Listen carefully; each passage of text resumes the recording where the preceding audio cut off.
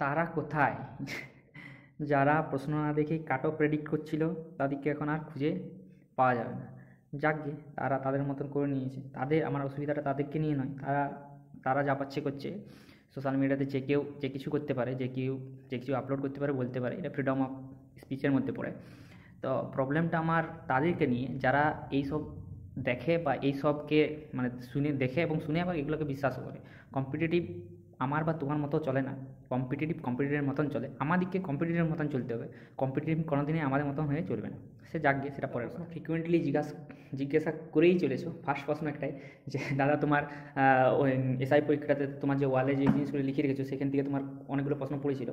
আর তাহলে এবারে কটা পড়লো? তাহলে এবার একটি প্রশ্ন পড়েছে ডেটের থেকে, আমি লাগিয়ে দেবো। তো ওই 21শে জুন যে ডেটটা রয়েছে, ওই কী ছিল, ইন্টারন্যাশনাল যোগা ডে ছিল আশা করি, সেই ডেটটা একটি পড়েছে। আর জিজ্ঞাসা করছে দাদা কত হয়েছে। দেখো রেজাল্ট দিলে আমি অবশ্যই জানিয়ে দেবো যে কত পাচ্ছি বলে। তো মোটামুটি একটা ঠিক স্কোর আসছে। ফিজিক্যাল দেখো এইখানে অনেকে এরকম রইবে যে 60+, 55+, 75+ এরকম নাম্বার তুলে থাকবে। কিন্তু দেখো নাম্বার যদি আমি ধরে চলছি তুমি 70 তুলে নিয়েছো, আর ফিজিক্যালে গিয়ে তুমি ফেল হয়ে গিয়েছো, তাহলে তোমার 70-এর নাম্বারটা কিছুই কাজে লাগবে না।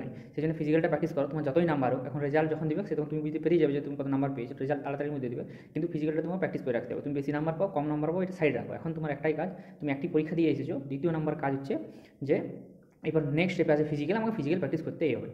এইগুলো যে প্রিপারেশনের পার্ট, যেমন আমি সব দিন একটা কথা বলে যাই যে প্রিপারেশনের পার্ট এইগুলো নয় যে যেগুলো নিয়ে মাথা খারাপ করেছে। 99% ছেলেমেয়েরা এমনিভাবেই নিজের প্রিপারেশনটাকে নষ্ট করে। প্রথমে তারা করে স্টেপ ওয়ানে কী করবে, যে ভ্যাকেন্সি নিয়ে যা মাথা খারাপ হলো, ভ্যাকেন্সি আসি যায়। তা ওয়েস্টবেঙ্গল একটা জিনিস এখানে নোট করার মতন, যে ওয়েস্ট বেঙ্গল পুলিশ প্রায় 2 থেকে 3 বছরের মধ্যে কিন্তু ভ্যাকেন্সি দিয়েছে, এমন হয়নি দেয়নি।